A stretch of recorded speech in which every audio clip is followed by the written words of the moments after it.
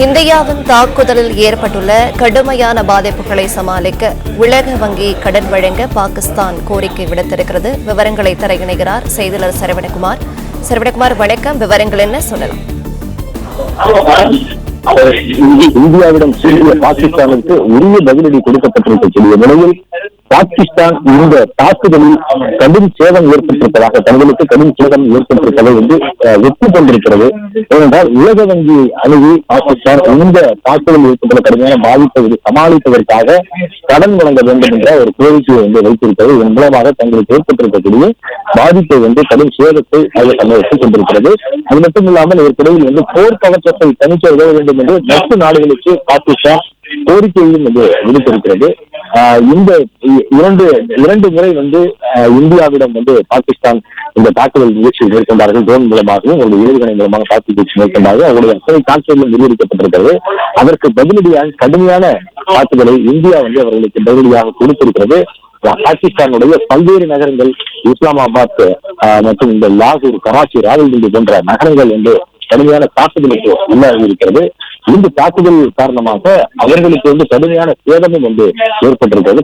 குறிப்பாக ராணுவ நிலைகளை குறித்து தாக்குதல் வந்து இந்தியா வந்து நடத்தி இருக்கிறது. ட்ரோன் தாக்குதலை வந்து நடத்தி இருக்கிறது. ஏவுகணைகளை கொண்டு வந்து இந்த தாக்குதலை வந்து நடத்தி இருக்கிறது. துல்லியமான தாக்குதலாக இந்தியாவினுடைய இந்த தாக்குதல், அதற்கான பதிலடி துல்லியமான முறையில இருக்கிறது. இதற்கு முன்பு இந்த ஆபரேஷன் சிந்து அந்த பயங்கரவாதிகளுக்கு எதிரான எடுக்கப்பட்ட முதல் தாக்குதலை மிக துல்லியமாக அவர்கள் இருக்கக்கூடிய நிலைகளை குறிவைத்து தாக்குதல் நடத்தி 100 பயங்கரவாதிகளை எழுப்பியிருப்பதாக பாதுகாப்புத்துறை அமைச்சகம் வந்து தெரிவித்திருக்கக்கூடிய நிலை. அதற்கு வந்து பயங்கரவாதிகளை தாக்குவதற்காக பாகிஸ்தான் ராணுவம் எதிர்வினையாற்றி இந்தியாவின் மீது தாக்குதல் நடத்துவது திட்டமிட்டது.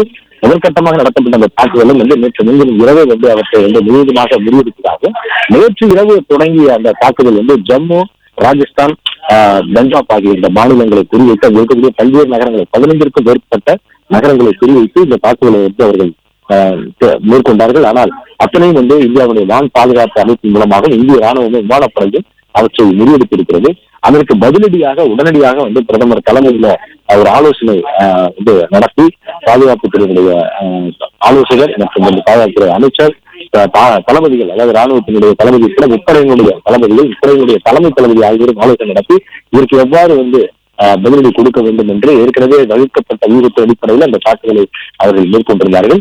இந்த தாக்குதல் வந்து கடுமையான சேதத்தை பாகிஸ்தான் வந்து சந்தித்திருக்கிறது என்பதை வந்து நம்ம பார்க்கிறோம். அதன் விளைவாகத்தான் உலக வங்கி அணுகி தற்பொழுது இதற்கான நிதியை வந்து அவர்கள் வந்து கேட்டிருக்கிறார்கள். தற்போது சேதம் ஏற்பட்டிருக்கக்கூடிய நிலையில் உலக வங்கி அணுகி அதற்கான நிதியை வந்து அவர்கள் கேட்டிருக்கிறார்கள். அது மட்டும் இல்லாமல் போர் பதற்றத்தால் வந்து பங்குச்சந்தைகள் ஒரு பெரும் சரிவை வந்து சந்தித்திருப்பதாகவும் பாகிஸ்தான் வந்து குறிப்பிட்டு இந்த கோரிக்கையை வந்து வைத்திருக்கிறது. உலக வங்கியில வந்து கடன் வழங்க வேண்டும் என்ற பாகிஸ்தான் இந்த கோரிக்கையை வைத்திருக்கிறது. இதற்கிடையில போர் பதற்றத்தை தணிக்க உதவ வேண்டும் என்று மற்ற நாடுகளுக்கு பாகிஸ்தான் கோரிக்கை விடுத்திருக்கிறது.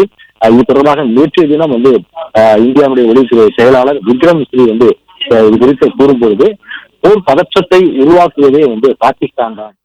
பிளே ஸ்டோர் மற்றும் ஆப் ஸ்டோரில் இருந்து பாலிமர் செயலியை QR கோடு மூலம் பதிவிறக்கம் செய்யுங்கள். செய்திகளை உடனுக்குடன் பெறுங்கள்.